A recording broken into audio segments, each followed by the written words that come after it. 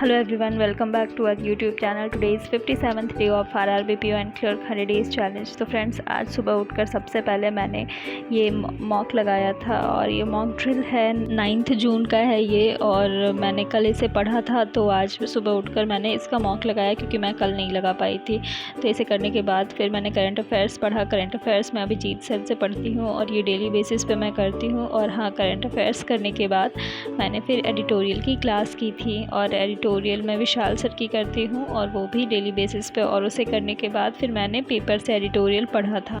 और हाँ, ये कंप्लीट करने के बाद मेरा जो नेक्स्ट स्लॉट था उसमें मैंने रीजनिंग करी थी। रीजनिंग में सर क्लासेस लेकर आ रहे हैं, पुनीत सर की क्लास है ये डेली बेसिस पे। तो इससे मैं पज़ल्स सॉल्व कर रही थी और पज़ल्स मैं डेली बेसिस पे कर रही हूँ क्योंकि पज़ल में अगर ऐसा होता है ना कि एक बार आप फंस जाओ और आप अच्छे से ना पढ़ो तो आपके पज़ल बनते ही नहीं है, चाहे कितनी भी कोशिश कर लो। और इसलिए मैं इस पर ज़्यादा फोकस कर रही हूँ। बस हाँ, आप एक बात याद रखिएगा, पुनीत सर ने कहा था, जैसे मैं हमेशा अपने माइंड में रखती हूँ, अगर आपका पज़ल प्री में गलत हो रहा है या मेंस का तो छोड़ ही दो, मैं प्री की बात करूँ, प्री में गलत हो रहा है तो बस आप ये माइंडसेट लेके चलो, एक बार बिठा लो कि कहीं ना कहीं रीडिंग में मिस्टेक हो रही है। अच्छे से रीडिंग करोगे तो पज़ल आपकी बन जाएगी।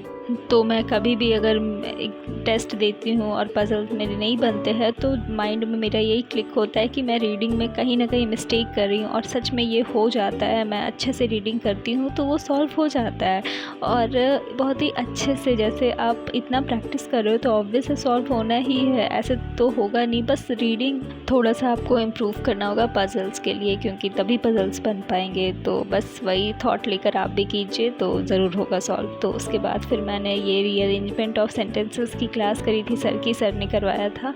और इसमें मेरे बहुत क्वेश्चन रॉन्ग होते हैं, मतलब मैं क्या ही बोलूँ। इसे मैं करने से इतना डरती हूँ कि मैं एग्ज़ाम में 1-2 मिनट टाइम लेती हूँ, फिर भी नहीं बनता है तो मैं छोड़ ही देती हूँ। मैं रिस्क नहीं ले सकती क्योंकि अगर ये एक गलत हुआ इस टाइप के क्वेश्चंस तो सारे गलत हो जाते हैं, स्पेशली वो जिसमें सेंटेंस दिए रहते हैं कंप्लीट और वो अरेंज करना रहता है, उस टाइप के क्वेश्चंस। तो ये सब करने के बाद मैंने एक मॉक दिया था, वो प्रैक्टिस मॉक पे लाइव है RRBPO का।